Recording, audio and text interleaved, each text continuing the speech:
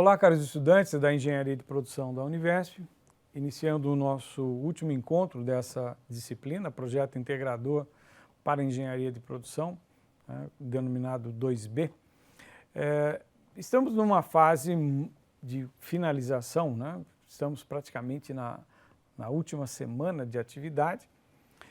Embora vocês já tenham tido inúmeros outros projetos integrador, este semestre a gente trabalhou o projeto integrador com uma característica um pouco diferente de outros, E a finalização talvez não seja muito diferente de outros momentos que vocês já vivenciaram.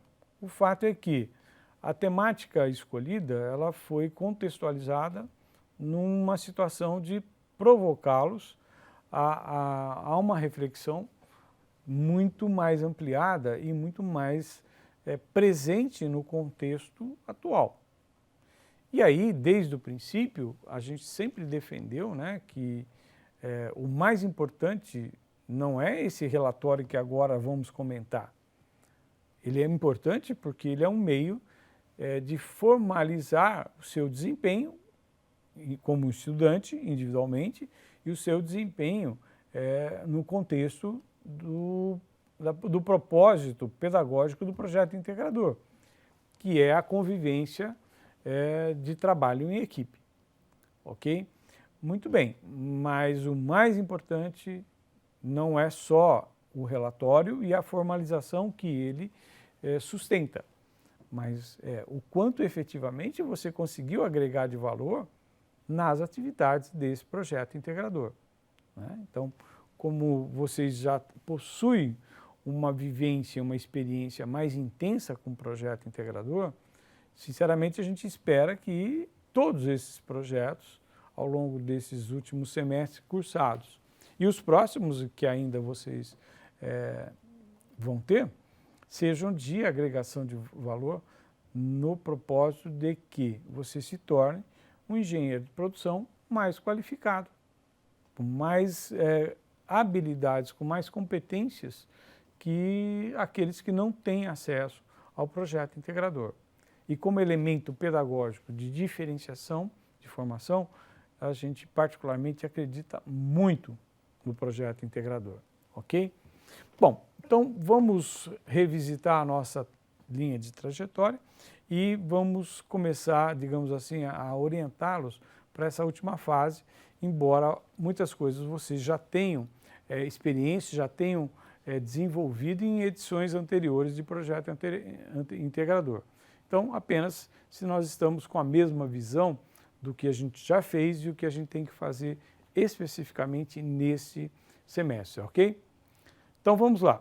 Então, o tema, como a gente disse, era provocativo, não só pelos aspectos de identidade que vocês estão obtendo com otimização de processo, mas é a contextualização desse tema que é mais provocativo, A questão de enxergar essa formação específica do engenheiro de produção, mas contextualizada em algo muito mais amplo do que somente o objetivo da disciplina.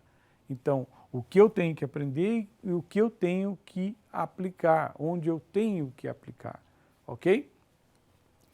Muito bem, então a trajetória que fizemos desde o princípio com esse tema passou por várias etapas até chegarmos agora na vizinhança dessa última etapa, que é a entrega da solução ou da proposta final que você e o seu grupo elaboraram, com essa temática tão provocativa que é a otimização de processo no contexto da indústria 4.0, que a gente fez com o propósito realmente de tirar vocês de uma zona de conforto, de simplesmente se apoiarem só na disciplina, mas como transpor o conhecimento adquirido nessa disciplina para algo mais amplo do que o aprendizado em si nessa disciplina.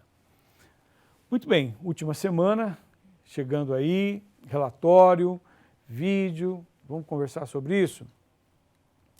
Muito bem, o que a gente vai deixar de orientação de finalização? Como eu já disse anteriormente, eu acho que algumas informações vão ser repetitivas, vocês já tiveram vivência com isso, então parabéns. Quem acha que vai ser repetitivo é apenas para talvez acordar aquele que ainda não se conscientizou do que tem que fazer. Bom, existe uma norma de trabalhos acadêmicos que estão lá à disposição de todos os estudantes da Univesp. Então, vocês já tiveram acesso, mas olhem novamente se tem dúvida dessa norma. O que ela prescreve?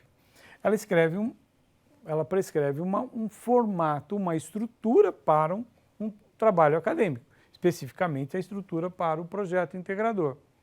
Muito bem, então eu vejo assim, não, eu já sei que eu tenho que fazer um resumo em português, em inglês, introdução que representa a contextualização e tarará, e chego lá nas referências e o trabalho está pronto. Tudo bem, você já passou por vários projetos, você até tem mais detalhes do que talvez a gente esteja de forma simplificada expondo aqui.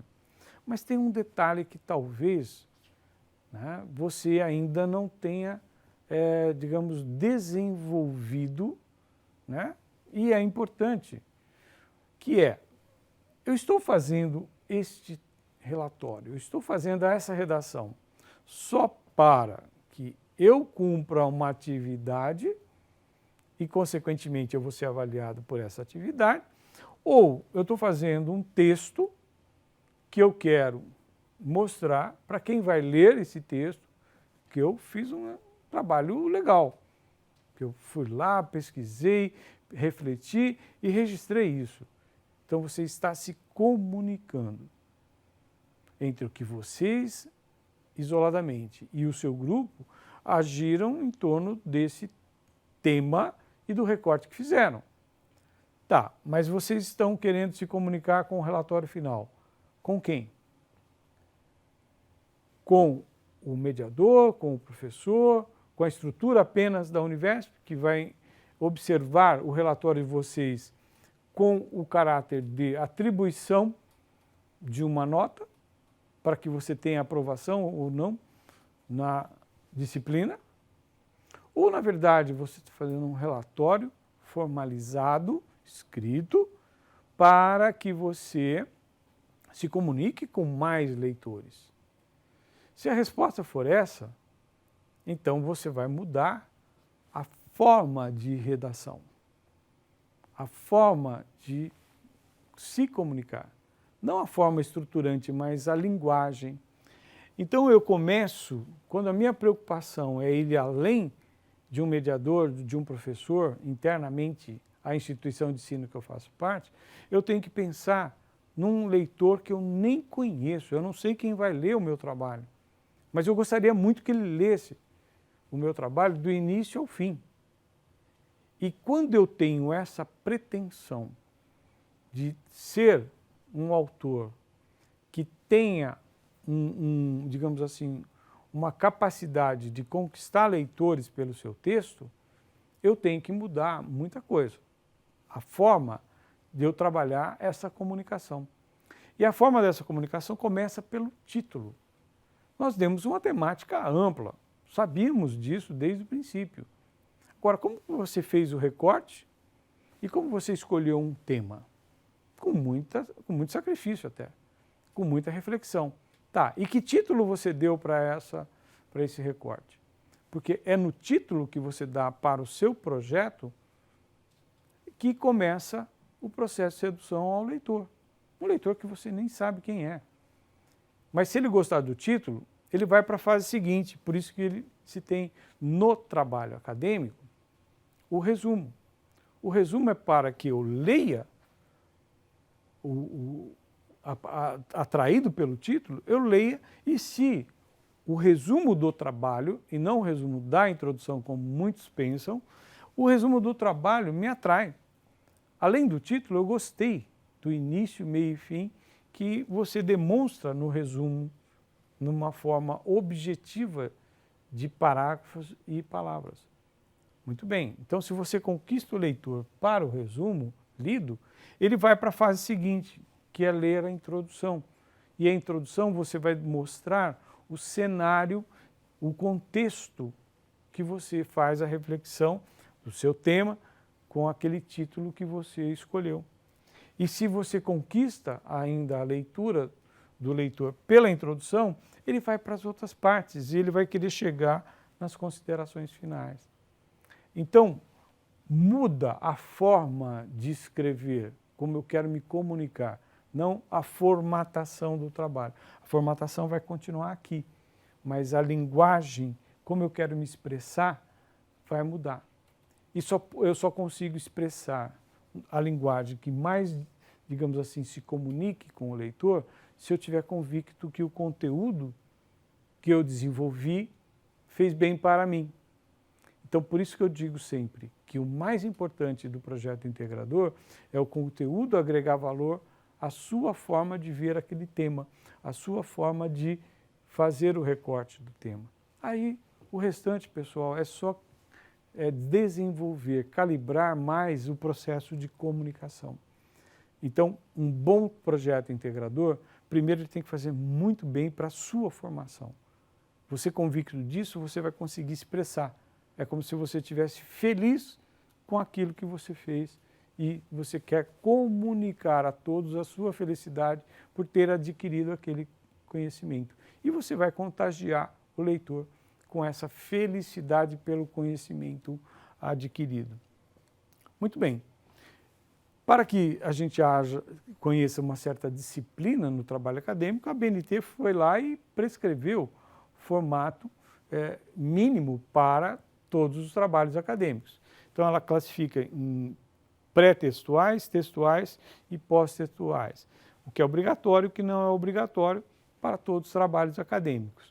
Aqui, numa linguagem gráfica, não é só para TCC, mas para todos os trabalhos acadêmicos, uma outra forma de ver a mesma coisa. Pré-textual, textual e o pós-textual. O que significa aqui o pré-textual? Identificação do autor e da pesquisa. Aqui o texto propriamente dito e aqui o que apoia esse texto anteriormente. Aqui uma outra forma de expressar essa questão da BNT com uma legenda de obrigatório optativa, como se eu buscasse nesses bloquinhos aquilo que eu julgo importante para dar mais clareza à minha comunicação escrita no projeto integrador. Então, além daquela estrutura mínima, eu posso sim ir até o limite da BNT com o meu trabalho acadêmico. Bom, feito esta, digamos, formatação e esta, digamos, elaboração da parte escrita, é óbvio que vem a fase que você, como estudante, está preocupado. A avaliação, e é legítimo que você esteja preocupado. Então, aqui está a estrutura dos critérios que serão observados neste relatório final que você vai entregar a partir da semana que vem. Muito bem, então tem uma parte de autoavaliação, tem a visão do mediador que vai te acompanhar, o relatório parcial que você já fez, esse relatório final, e o vídeo também vai ter uma atribuição de valor no conjunto da avaliação final do seu projeto integrador. Aqui é um detalhamento dos critérios da autoavaliação, situações que vocês, inclusive, já vivenciaram em outros projetos integrador, ou seja, quais são os critérios que vão estar, digamos, nesse escopo aí de autoavaliação. E aqui uma estrutura preliminar do que vocês realmente vão definir como o seu relatório final, né? A introdução, fundamentação, o método que vocês vão trabalhar, destacado, a análise, o levantamento de dados e a discussão desses resultados nas suas diversas etapas do projeto integrador, considerações finais, referências e anexos e apêndices, se você entender que você precisa desses elementos de apoio ao texto principal, como prescreve a BNT. Não é obrigatório, evidentemente, você utilizar desta forma de estruturar se a informação que você precisa está contida aqui, ela não precisa ser destacada aqui. Não é obrigatório isso. Muito bem. E aí, este relatório entregue, ele vai sofrer uma avaliação por critérios, né? Esse relatório que vocês estão entregando na forma escrita, e ele vai ter aqui os pontos que você pode obter, né? Por quem vai analisar o seu relatório escrito. Ele vai atribuir a pontuação que você atingiu num critério de pontuação máxima, né, para cada elemento, e essa pontuação máxima atinge a nota máxima também. E por último, uma orientação preliminar do vídeo que você vai ter que fazer com o seu grupo, né? Então, o vídeo, ele é recomendado que ele tenha em torno de 10 a 15 minutos, que ele apresente qual é o objetivo ou a síntese do problema que vocês abordaram e como que vocês resolveram esta situação. Eu costumo dizer que se eu faço um resumo, aquele resumo que eu sou obrigado a fazer para um trabalho acadêmico, se ele realmente é um resumo do trabalho e não um resumo da introdução, o que eu posso fazer com o vídeo? Dar voz, ou seja, você vai fazer uma apresentação oral daquele resumo do trabalho e ilustrar esse resumo com situações que fiquem evidentes daquilo que vocês trabalharam. Então, por exemplo, uma imagem do que é a situação problema e uma imagem de como essa situação problema foi relatada e desenvolvida. Então, diferente do resumo escrito, né, eu posso dar ao vídeo uma dinâmica, uma situação muito mais visual, muito mais colorida, digamos assim, do que eu faço num trabalho escrito, o resumo. Então, a partir de um resumo escrito, ele é o roteiro, para mim, ele é o roteiro do vídeo. E eu vou dar detalhes, características identificadas com aquilo que interessa. Ou seja, quando a gente escolheu o tema, a gente tinha essa visão, como cada um vai trabalhar e de forma particularizada.